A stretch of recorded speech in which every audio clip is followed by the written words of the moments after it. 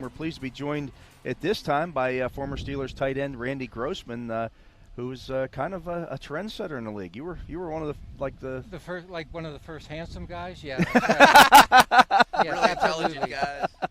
Yeah. But you came along at a time when the tight end position was kind of starting to become more of a pass catching position. It was beginning to. It was really obviously more a coach's evolution. And the game obviously continues to evolve, but I mean there were what you would consider exceptions, people like John Mackey, right. And some other folks. I hate to admit it, but I actually grew up in Philadelphia, and there was a very good very good tight end there, Pete Retzlaff, who was a big guy, but you wouldn't know about them here in Western Pennsylvania. But yeah, there were a few guys.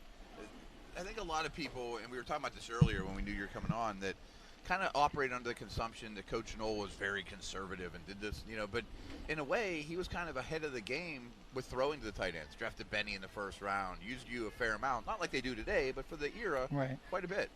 Well, Chuck was an exceptional guy in that he was tremendously traditionally and conservatively centered, but was completely open to innovation. So, I mean, the Steelers weren't like an original AFL team like the Raiders or the Chiefs or the Chargers, where they basically aired it out. But he very much accommodated the talent that he had. So, I mean, he had two, well, you got to say three. Obviously, Terry Hanratty also primarily with Terry. And Joe Gillum, he had guys that could throw it, and I'm obviously the runt of the litter, but in my draft class was John Stallworth and Lynn Swan, so I mean he had the talent to implement, and the toughest part was there was so much talent, and there's Hall of Famers all around the offense. You could only get the ball to so many people. But yeah, he was very much open to innovation and maximizing the talent that he had. The crazy thing is the way the game has evolved, and I looked at this number up. When Terry Bradshaw over the course of his career averaged 23 pass attempts per game, Ben Roethlisberger in his career has averaged 22 completions per game. Right. I mean, it's just completely the script is flipped on the passing game. It used to be a heavy run league, so you look at your career numbers. You played 118 career games. 118 catches, but you may have only seen one or two chances a game. Right. Well, it was much more a ball control and basically to control the clock. And basically now it's 180 degrees different in that from the 20 to the 20, I mean, it's not two-hand touch, but for all intent and purpose, throwing the tackling, that's what it is, from 20 to 20. And it's very, very easy to complete a pass and a short pass, and especially when you've got backs that can catch the ball as well. So I mean, when you throw in old school mentality, being 4 yards is a win. Right. 3-4 yards, 3-4 yards in a row, it's a win. You move the ball. Well, I mean, it's like a gimme to have a completion for 4 yards. So the pass has basically replaced that 4 yards in a cloud of dust. Where the rubber meets the road, though, is when you hit the 20-yard line. All of a sudden, de facto, you've got a 12th defender, and that's the back line. You're not scaring anybody deep anymore. But yeah, from 20 to 20, I mean, they're just throwing it away, and why not? All it does is work. It works. Yeah. Randy, you were one of my father's favorite players from the Super Steelers, and I remember getting in arguments with him when I was like 6, 7, 8 years old. I'm like, Swan and Stallworth had better hands than Grossman, Dad. Come on. And he's like, no, this guy has the best hands in the league. He was right. He was absolutely right. Isn't he? And at 6 or 7 years old, what the hell do you know? I know. I was a future scout, but I didn't know what I was doing back then. Was that what your best attribute is? Well,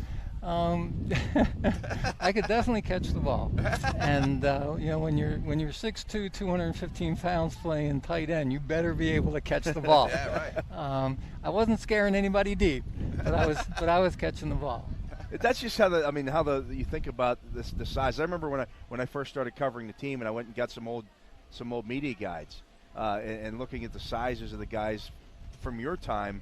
And the linebackers were 215, 220 pounds, and Right. Now you're looking at 200 guys say that guys who are 230 or 235 playing it, well, he's too light.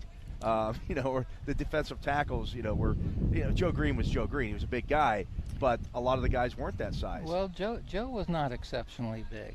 I mean, 275. in reality. Yeah, but he was for that time he was a big guy. Well, he would be a defensive end now. Right. He might actually, as frightening as it is, he might actually be a linebacker now, which I just can't fathom. But how scary that would have been. But yeah, it's I mean, the evolution of athletes are getting bigger, stronger, faster, and it basically has shrunk the field. I mean, not that different than in basketball. The court and the height of the basket has basically been shrunk because of the size of the guys. Right. Well, when you think about football and you've got big guys running as fast as they are, that basically shrinks the field. You don't have the same sort of holes. You don't have the same sort of time available. But it must be something they're putting in those McDonald's Big Macs. I don't know. Do you look at? I mean, you talked about being in that draft class, and the great one in '74, correct? Correct. Did you look at that when you came in and said, "Man, these guys are really pretty good"? I mean, it's considered the greatest draft class of all time. Well, it absolutely was the greatest draft class. I mean, you get 4 actually, the whole league in 1974 generated only 5 Hall of Famers, and 4 of them were on the Steelers. I mean, it's was by chance? The tight end for Oakland. Casper. Okay. He was the 5th. So, I mean, it's just startling. And they weren't borderline Hall of Fame guys. No, they were just slam dunks. They were Hall of Fame guys. And in addition, actually, and probably one of the hurdles for him actually getting in was also a free agent being Donnie Shell. Yeah. I mean, there are a couple. So arguably 5 really viable Hall of Famers out of one class. It's just startling. But as far as your question, Dale, I look around and say, well, these guys look really good. I thought they made a huge mistake in not drafting me because I thought I was really good. Right. Actually, I got to correct that. I knew I was really good. But I think the biggest adjustment in regards to how good people are at every level, I mean, from midget football to middle school, high school, college, the pros, I mean, it steps up at every level. So your first or second practice, when you make it to a pro camp, it's an eye-opener because guys that are not Hall of Fame guys, they're really good. So you got to step up your game at every level, and especially at the pro level. And you got to be lucky. You got to be at the right place also. And you were jumping on a train that was getting up to full steam at that point. I mean, you. Well, it was, but things were much different then in that from a rookie standpoint, especially a free agent rookie standpoint, that there were 6 preseason games, and the rookies came in a couple weeks early, basically. Compounding that from a luck standpoint, 1974 was the first player strike. So I think it was the first 3 preseason games, there were only a handful of veterans that actually came in. So all the rookies that year got a significant opportunity to play, to do stuff. One of the veterans that did cross the line that was material for me making the team, I know, is Joe Gilliam. I mean, he could throw the ball, and he wanted to throw the ball. Well, you know what? And I he was calling his own wanted plays. to catch the ball. I wanted to catch the ball. It's an amazing level of skill. It's an amazing level of desire, actually, at the top level. How much of the lobbying did go on with whoever the quarterback was at the time, because they're calling their own plays, and right. You're the if you want to get the ball, you have to be nice to the quarterback. You do have to be nice to the quarterback. I'm not going to point any fingers, but there were people that were delivering coffee and donuts to the quarterbacks before practice. Is there anything else I can get for you? You need your car washed. Randy, Randy, you mentioned, and we've talked about this amazing draft class that you were a part of. I mean, 6 really big contributors to the best teams of all time. Did it take long before, by your rookie year, your sophomore year, were you guys really entrenched, or did it take some time? I mean, or did you burst on the scene, or was it a You mean gradual as far thing? as a team leadership success? and starting and really taking control of this team and being instrumental to Well, it? it's interesting with as much horsepower as Chuck Noll had. Some people discount his coaching ability because he had so much talent, but the reality of it is, you get in a 600 horsepower car and you try to drive it around the track, you're going to crash. So, I mean, one of his greatest accomplishments was actually controlling what he had. We had a semi-quarterback controversy with Joe Gilliam and Bradshaw from the get-go in 1974. There were other holdouts, and this is pre-free agency. I mean, you're holding out. It's a big deal, right? You're not doing nothing, okay? But there was stuff that had to be dealt with. But the other part that was really unusual, and I think especially unusual compared to nowadays, is how involved and how intertwined the coaching staff was with the scouts and drafting. Bill Nunn, who not in name, but in fact was like the head of scouting.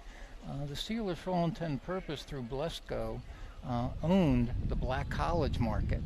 So, I mean, the guys that we had, like Dwight White and L.C. Greenwood, really Joe Green as well, and John Stallworth, Dallas wasn't looking at that. Yeah, okay? right. Yeah. Nice And advantage. Dallas wanted a poster boy, okay?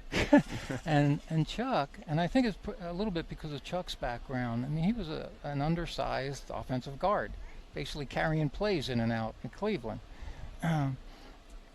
Chuck was completely open to whatever you look like was immaterial, okay? What you look like on the film and what you got done was where the decision was made.